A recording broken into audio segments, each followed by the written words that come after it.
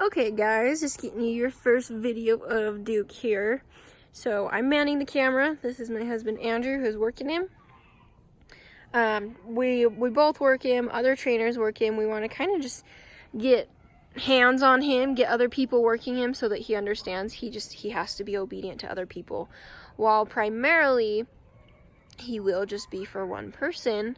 For you, Derek, we do want him being able to listen to other people in the family and things like that. I don't want just one person to be able to tell him sit and have him do it, or tell him place or something like that. So this is good for him to help him kind of just understand that obedience is a generalized thing.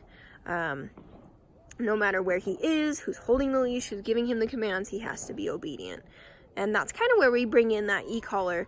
So if the e-collar is the same no matter what, it means the same thing, and it is the same thing no matter who is giving him the commands, no matter who's giving him the corrections, it's always going to be the same. So we're really using that as kind of our communication tool, as a reminder of, hey, you know what sit means, you know what heel means.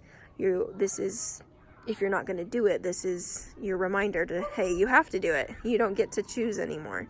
So what we're really working on with him right now is focus and engagement. I want him to understand that he needs to work in tandem with the human that is holding his leash or giving him commands, things like that. How we get there is by utilizing the heel position. Helping him understand that heel is on the left-hand side. His head and shoulders need to be in line with our legs, and he needs to pay attention to where he is in relation to where we are. So if I pick up my pace, if I slow down my pace, if I turn left, if I turn right, he needs to be aware of that, and he needs to follow me. He can't decide, okay, I'm just not going to pay attention, and oh, we're turning right, I got to catch up, or things like that. I want him right in that perfect position the whole time. So this is helping him think. It's helping him understand, oh, I gotta pay attention. I have to be aware of my surroundings and aware of what I'm doing. And then if he's not, he's getting a leash correction paired with an e-collar correction, and that's helping him think. Okay, why am I getting corrected? What am I doing wrong? Where do I need to fix it? Where do I need to go to fix it? So when he's out of position, if it's just a little space, I'm going to be pretty strict about that. If he's just a little bit out of position, I still want to correct him back into position.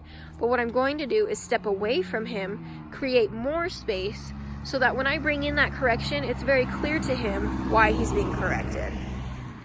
Good job, buddy. He's a good dog. I'm not worried about him. And he's pretty easy. He wants to please you, wants to be with you. And you've done a good job with him since you've had him too. So having him with you all the time, just kind of hooked to your hip, he understands that he's got to stay close to you. So all we're doing is shaping that heel position a little bit more, being a little bit more strict about it, and requiring a little bit more attention from it.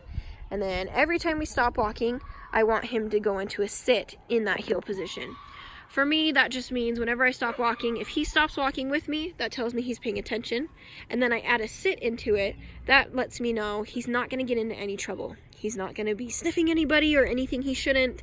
He's just going to be minding his own business, paying attention to me, the handler, rather than anything else. Good job. I want it to become an automatic thing, to where I stop walking, he automatically goes into a sit, and the way we get there is just by asking for it every time we stop walking. So stop walking, ask for that sit. If he doesn't do it, we're going to give him some corrections. Good. And then as soon as he does it, then comes in that affection as his reward. Good job, buddy. So he's doing really, really well. He's a happy little floppy puppy, and he loves to do the work, and we're just going to keep doing good stuff with him.